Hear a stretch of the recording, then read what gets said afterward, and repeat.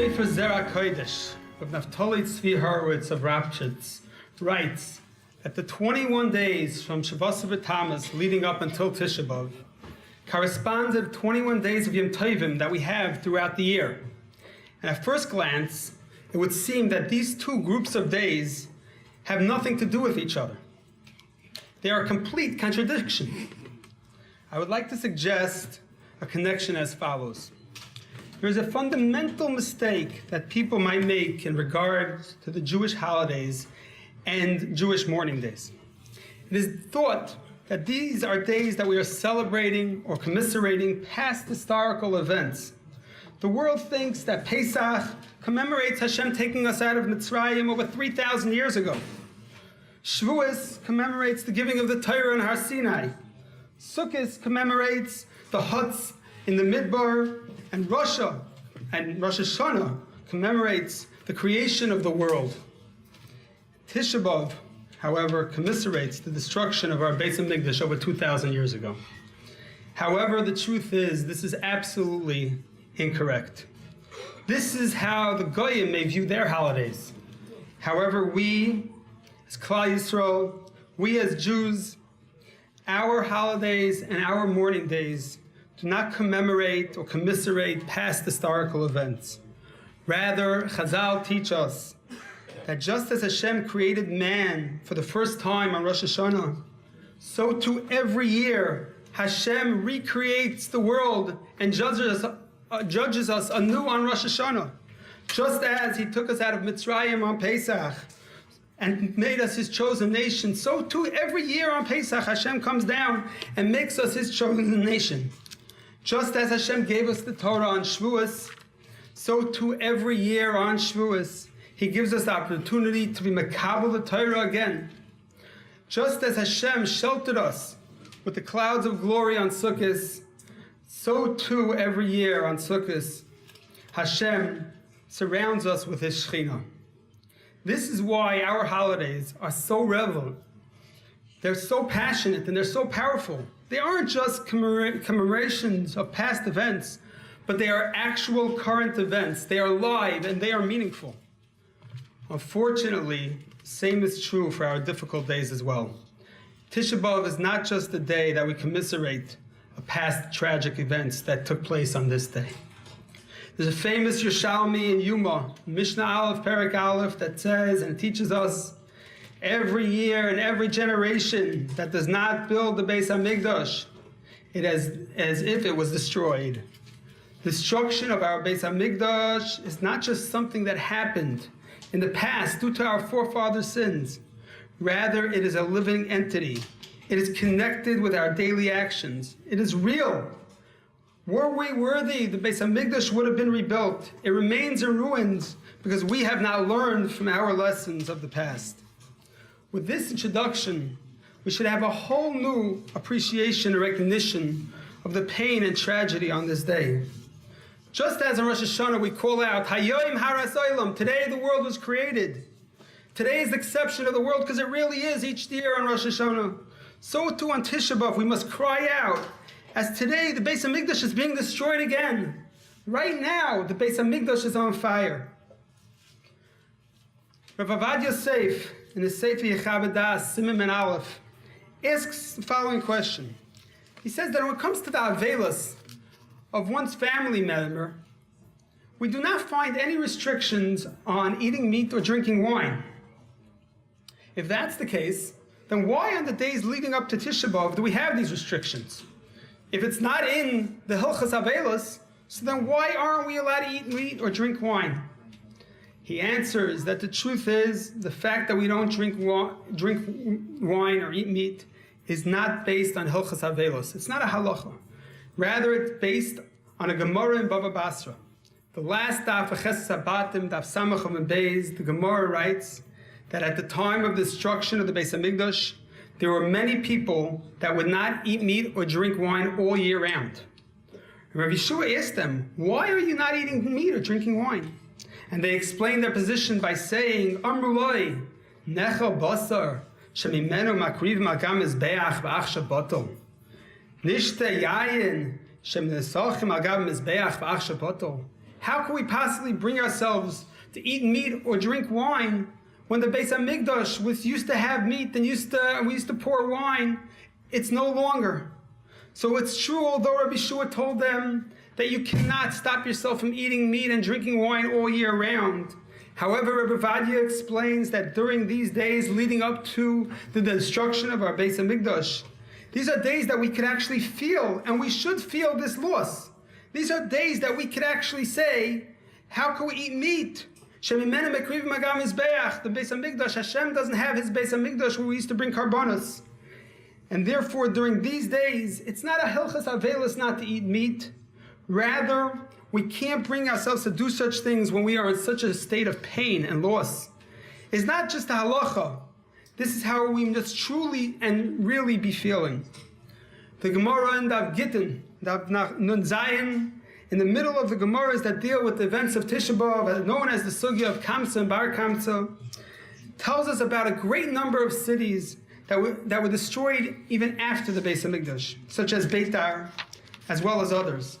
And the Gemara goes into details about how holy and how special the people in these cities were. The Gemara relates a story that there was once a man and a woman who were engaged to be married, and they were captured, taken to be slaves. And the captors put them together, hoping to have children from them. However, the woman told the man, "Please do not touch me, as we do not have our ksuba yet." The Gemara continues and says that he did not touch her until the day he died. At his levaya, his wife, his engaged wife, told the Rabbanim at the time, told the rabbis, utilize this man because he passed nisyonos, he passed tests greater than Yosef HaTzadik did. This was just one of the inhabitants of the cities in that generation. The Gemara continues and asks, Amalei Abai Rabbi Yosef, Ma'achad Havat Tzadikim Kula Hai. My time, Enish. If they were really such great tzaddikim, like you're saying, they're such great special people, why were they punished so terribly? Why were these cities all destroyed? The Gemara answers, Amalei Mishum Disloi is Avala Yushalayim. Because they did not mourn over Yushalayim. They did not mourn over the destruction of the Beis HaMikdash. They had everything, they were big tzaddikim, they passed great tests, but they did not feel the churban of the Beis HaMikdash. Tersiv, and it brings a pasuk in Yeshayahu, Perek Samach Vav, Simchu es Yushalayim v'gilu ba kol hayaver, Sisu ata mesois kol hamisabim aleh. The Gemara learns from here that when Yushalayim is in a state of joy, then we should rejoice. But if in a state of sorrow, state of mourning, we must mourn with her. The Gemara in Tainis and Avlamid Amid Beis also brings down this pasuk in Yeshayahu. And the Gemara learns a powerful lesson from this pasuk. The Gemara says, whoever mourns over Yerushalayim, he will be fit, he will merit in seeing it b'simchasa, in its simcha. Reb Chaim Volozhin asks that the lashon of this Gemara seems grammatically incorrect. It should say Zoicha v'yira b'simchasa. What a person that mourns over Yerushalayim will merit in the future when the Beis HaMikdash is built. He will merit to see it in its simcha in the future. Why does it say Zoicha v'ra b'simchasa? He sees it now in present tense in its glory. Reb Chaim answers with a powerful and important theme as follows. He says that the Medrash Rabbah says that Yehuda was appointed to be king over his brothers because Yehuda lost children at a young age. And Yehuda was able to overcome that and not be angry or not be upset and not mourn over it and not be upset at Hashem. And because of that schus that he was able to do that, that is why he merited to be king over his brothers. So therefore, Reb Chaim asks that by Yaakov Avinu, the pasuk in Bereshis, Perek Lamed Hey, Perek Lamed Zayin, Pasuk Lamed Hey says, "Vayimahim limsachem," that when Yosef was taken away from Yaakov Avinu, Yaakov was not comforted. He was not able to be comforted. Why was Yaakov, the great Yaakov Avinu, was not able to be comforted over the loss of his son? How could it be that Yaakov was not able to be comforted? How did he not take what Hashem gave to him and accept it and move on. So the Gemara in Pesachim Daf Dalet says that the reason he cannot be comforted is because this gift that Hashem gives to us, that when we lose somebody, that there's a concept of being comforted and being able to move on, is only the gift that Hashem gives us once the person passes away. However, if a person is still alive, Hashem does not give that gift. Therefore, Reb Chaim explains that Yaakov could not be comforted because Yosef was truly alive. And since Yosef was truly alive, he could not be comforted. With this idea, Reb Chaim explains that that's the explanation in using the present tense of Zoiche v'ra b'simchasa, that he sees Yerushalayim, he will see Yerushalayim in its glory. He explains that if Yerushalayim is gone, if Yerushalayim is something that's dead to you, then you can mourn it as if it's something that's past, and then you could move on from it. However, if it's alive, if it's within you, if you realize it's something that it's still here, it's still destroyed every year, it's alive on this day, then Zoiche v'ra b'simchasa, then you could see it in its present tense. You could see Yerushalayim nowadays. How else could we explain across Klal Yisrael, the tens of thousands and millions of people sitting on the floor on Tisha B'Av, crying, listening on tape, listening online, listening across the world to Tisha B'Av Shmuzim? It's only because it's still alive to us. This is something that's we view as real and alive, and this is something how we must continue to view Tisha B'Av.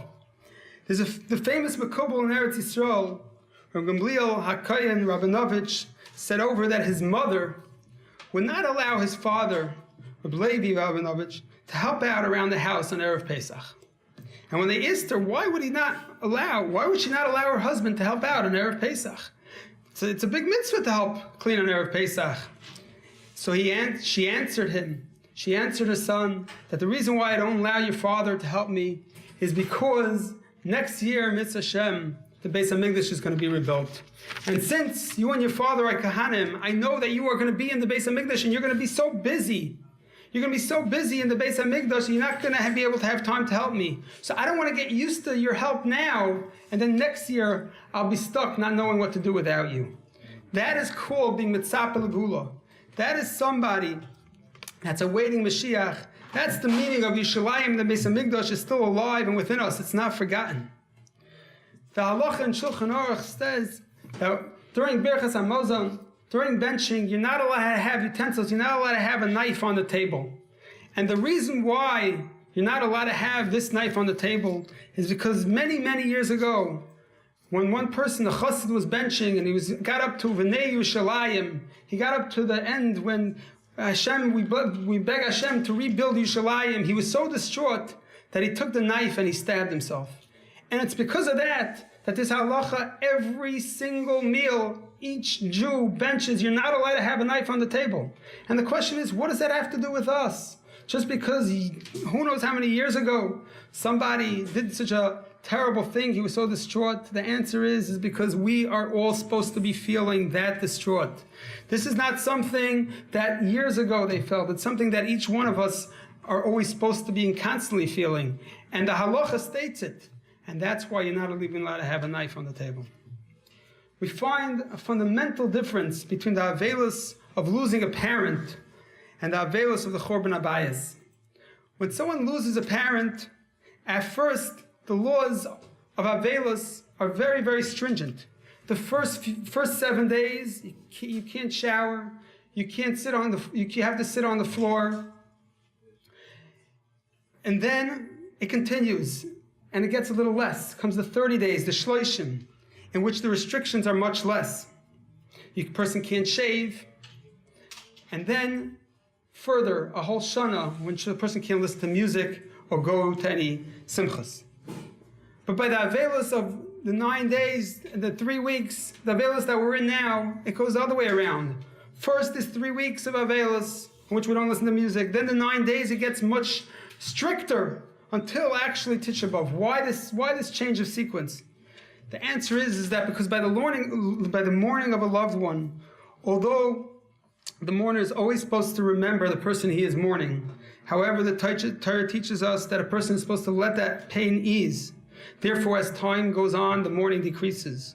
By the availance of the Chorban, however, the point is to try to remember and feel the loss even greater.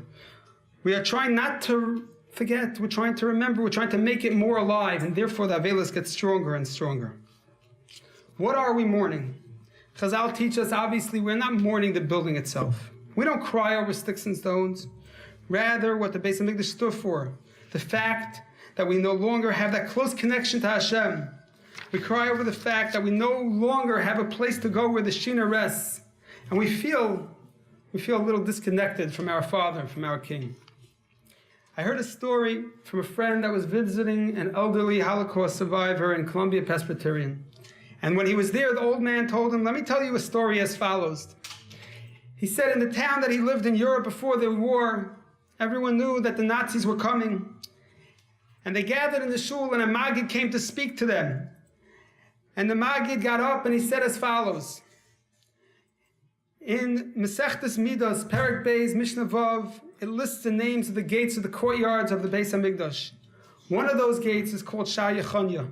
Yechanya was the last king of Yehuda before the destruction of Beis Rishon. And the Mishnah asks, why was that gate called Shar Yechanya? The Mishnah answers, the reason why it was called after him is because that was the last gate that he left before the destruction. And the Maggid asked, how does that answer the question? Just because he went out of that gate, that's a reason to call the gate after him? And the Maggid answers that we know that when a person leaves for a long time, a person knows that he's going away, he'll first say goodbye to his distant friends and relatives, and as it's getting closer, he'll say goodbye to his more current ones. And right before he leaves, the last person he says goodbye to, the last person are his family members. He says the Yechanya too, at the times of the Beis HaMikdash, at times of the Chorban, he said goodbye to everything, but then he came to the Beis HaMikdash and he realized that this was going to be the last, and that was the most important thing for him to say goodbye to the Shechina, to the Hashem of the Beis HaMikdash, and therefore he came and he said goodbye. The Maggid said, the Germans are coming, we're all saying goodbye to everything we hold dear. He said, but don't forget to say goodbye to Miss Hashem, to Miss the shul that we're in. Don't forget to cry for the Beis HaMikdash. In this new art scroll book, in the life of Rav Gusman, it relates a story about how Rav Gusman and his wife and daughter survived the Holocaust. And they were hiding out in the forest, and towards the end of the war, they went a few days without eating. And we're only going a few hours now. We know how hungry we are. And they were going a few days. And he ends up going back to Vilna and starts knocking on doors just to beg for some food. And the first few doors he knocks on, they send him away. By the third building, he knocks on the door, and miraculously the door opens on its own. And he walks into the building, and he sees that this was actually a shul. It was a synagogue. And miraculously, the shul was untouched by the Nazis. The book goes on to say, on the side, that this shul was the shul of Avram Tzvi Eisenstadt, the son and author of the Pischei Tshuva. And they looked around the shul for some food as they were starving, and they couldn't find any. And as they were about to leave, his Rebbetzin says to him, Gusman, you're in a room full of Svarim, full of Torah. You haven't seen any of these Svarim in years. Sit down and learn. And he said to her, you're right. And he sat down, even though they were starving, they didn't eat for a few days. He sat down, and he sat and he learned Torah with such amazing passion.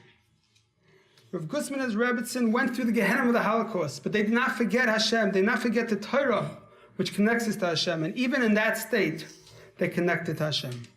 There's an amazing Rashi in Parshas Vayigash, when Yosef and Binyamin were reunited after 22 years, the pasuk says, Vayipal al tzavore vayech, and they cried on each other's shoulders. And the simple meaning is, why were they crying? They were crying because of emotions. They didn't see each other for 22 years. But Rashi says a different explanation. Rashi brings down from the Gemara Megillah that what they were crying about was they were crying over the Mishkan and the Beis HaMikdash. And the question is, why at such a time now that they have to cry over the Mishkan of the Beis HaMikdash that would end up being destroyed in each one of their portions? There's other times to cry over the Beis HaMikdash. Why now were they crying? Rav Schwab in his Sefer Meina Beis HaShe'eva asks one more question. He says, we know the famous pasuk in Yeshaya and Perach Hey pasuk Ches that we say at Levayas, U'mocha Hashem dima me'al kaponim, that in the times of the final redemption, Hashem will remove all the tears from all the faces. And the Medrash says that this is even referring to tears of simcha. We know that if you go to a chasna, sometimes you'll see people crying. There's tears of simcha. The Medrash says that when Mashiach comes, Hashem will even remove the tears of simcha. And Rav Schwab asks, why remove the tears of simcha? Tears of simcha seem to be a good thing. So Rav Schwab explains that the reason why people cry at weddings and people cry at joyous occasions is because the true source of simcha is the Beis HaMikdash. And therefore, when we are happy, we feel the void of the Beis HaMikdash. I was thinking to explain even further and more practical. We know that until Mashiach comes, there is no complete simcha. We live in a short, temporary world. Therefore, a person deep down knows, as happy as he is and the most simcha that he could possibly be, this is only going to be temporary. And for that, internally, he cries. With this, we could explain that Yosef and Binyamin were crying out of happiness. They were really happy, but they were crying deep down because they knew it's not an eternal happiness, because the Beis HaMikdash will end up being destroyed. And therefore, even in the time of Simcha, even in the time of Beis HaMikdash, they realized that it's real. We're missing the Beis HaMikdash. We're missing the Beis HaMikdash, and we need to cry for it.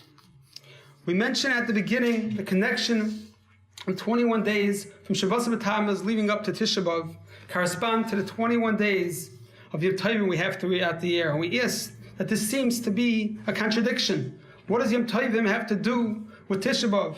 Well, the truth is that in Eicha we read last night that the Eicha itself calls Tisha B'Av a Yontif, the Karalav Mayed. It calls it a Mayed, and in Halacha we don't say Tachnan because it's somewhat considered like a Mayed. It's considered like a Yontif. And the question is, the saddest day of the year, why is it compared? Why is it called a Yontif? And the Mefarshim ask a similar question in regards to the name of the month. The name of the month is called Chodesh Av. Av means a father. Out of all the months of the year, we should call this month Chodesh Av, our father. This is the one month where we're missing our father more than ever. So Gedal Yeshurun answers that the truth is, it's really just the opposite. This name is the most appropriate for the month. We know the pasuk says, "Kasha yatzer ishes benoi." Just like a father punishes a son, so too Hashem punishes us. This month is the month in which we feel Hashem more than ever. This is the month where Hashem shows that He's our Father. The Gemara in Ksubis brings a story of Rabbi Yochanan ben Zakkai, who saw a girl collecting barley seeds from the excretion of an animal's donkey. And Rabbi Yochanan ben Zakkai saw this. He said, Ashreichem Yisrael, blessed are you, Klal Yisrael, shebizman she'otzim mitzvah shemakom, when you're doing the will of Hashem, ein oma shaletes aleh, you are the greatest, you are the highest nation in the world. However, bizman she'ein otzim mitzvah shemakom, when you're not doing the will of Hashem, then you're lower than even the lowest creation in the world. The question is, we understand this phrase of Ashreichem Yisrael when you're doing the will of Hashem, but why when you're not doing? Why when we're doing bad? Why is that a reason to say, praised are you, Yisrael, that even when you're not doing the will of Hashem? And the morale in the Sefer Netzach Yisrael, Perach Yudalet answers that Rabbi Yochanan Zakkai meant by Ashreichem Yisrael he was saying that Klal Yisrael, Hashem, you are different than the rest of the world. You are not governed by Teva, by nature. The rest of the world, they go up or down, but they stay pretty much in the median. Klal Yisrael, we're governed by Hashem directly. When Hashem is happy with us, we're the happiest, we're the highest of the world. When we're not, we're the lowest. And that's what he was saying, Ashreichem Yisrael, because it's not possible to be treated so terribly as we've been treated over the years. It's not possible. No other nation has ever gone through what we've gone through. The only explanation is Ashreichem Yisrael. It's Hashem trying to teach us lessons. It's because our Father is punishing us. Along this same idea, there's a beautiful thought from Rabbi Elya Lapyan. In his Sefer Leiv Aliyo, he brings down a Gemara in Brachas on Daf Zayin. The Gemara asks on the pasuk of Tehillim Perek Gimel, which says, Mizmar LeDavid bebarcha lifnei Avshalom benoi. David sang a mizmar, he sang a song when he ran away from Avshalom, his son. And the Gemara asks, Mizmor LeDavid, he's singing a song? Kina LeDavid, he should be saying a kinus. He should be crying out. Why is he singing a song when he's running away from his son who's trying to kill him and take over the kingdom? And the Gemara says, because David knew that he had to be punished, he did an Aveira and Hashem was going to punish him and the kingdom was being taken away from him. And he thought that an Eved or a Mams or some low person is going to end up taking over the kingdom. When he heard it was his own son, when he saw his own son running after him, he sang a Mizmor. Rabbi Lapian asks an obvious question. He says, how does the Gemara answer the question? Isn't it 10 times worse to be trying to kill by your own son? If a slave tried to rebel and took over the kingdom, okay, that happens. But what could be more sad and what could be more difficult than having your own son trying to kill you?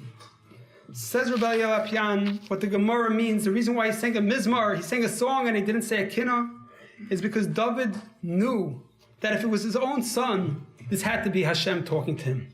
If Hashem would have sent an Eved or a Mamzer or some low person to take over the kingdom, then you're right. Then Hashem would have said, I don't care about you. I'm letting everyone else take care of you. I'm not worried. I'm going to let nature take its course. And nature takes its course. There's always rebellions. But that's not what Hashem did. Hashem sent his own son to show him, this is me. This is me. I'm the one punishing you with you. I'm here with you. And with that, David was comforted, and David sang his Mizmor. This is why the name of this month is called Chodesh Av, a father. This is why it's also called the Yontif. Because we know, Shivtecha Mishantecha, Heim Yachmuni, even with your stick you comfort me, because we know it's coming from you. We know that Hashem is the one that's punishing us. If Hashem is here with us, then we are comforted. We'll end with the story, amazing story of Shalom Shadran says over, that was told to him by a Ger Chassid who survived the war. He says that at one point, while he was in the concentration camps, this person is talking about himself. He says the Nazi beasts decided to have some fun. And there was a pool of chemicals and acid near the camp. And they took out some prisoners to force them to go into the pool and see what comes of them. This Ger Chassid tells Shalom Shadran that he was one of those prisoners. And as he was going, he got so angry. And he said to himself, I've gone through everything. I've lost my whole family. I've lost everything. I'm not going to let these Nazis get away with one more humiliation. I'm not going to let them throw me into a pool of acid and see me tortured. I'd rather get shot. And as he's standing there thinking these thoughts, for some reason, his thoughts changed. And he said to himself, 1 second, whose pool of acid and chemicals was that? Who created that? That was Hashem. Who's the one that wants me to go into that? For whatever reason, which I don't understand. Who is the one that wants me to go into that? The final way I should go should be in this way. He said, the only one that's telling me to do this is Hashem. And with that, he took off his clothes and he jumped into the pool with such simcha. And he started swimming around in the pool as even while the acid was burning his skin, he said, this is where I'm with Hashem. Of course, the Nazis saw that, and they quickly kicked them all out. Their fun was all over. They saw the Jews were enjoying the septic pool. And with that, he was saved. To conclude, the Avodah, the work of today, is that we should all realize we are in Gullus, and mourn the loss of the Beis HaMikdash, along with all the tragedies that came in these days. Yet live it as if we know that it's happening again today. But at the same time, we have to be comforted by knowing that Hashem is with us. And even in these times, accept what Hashem decrees with simcha. And with that, we should merit the coming of Mashiach. B'mehera v'yameinu. Amen. Amen.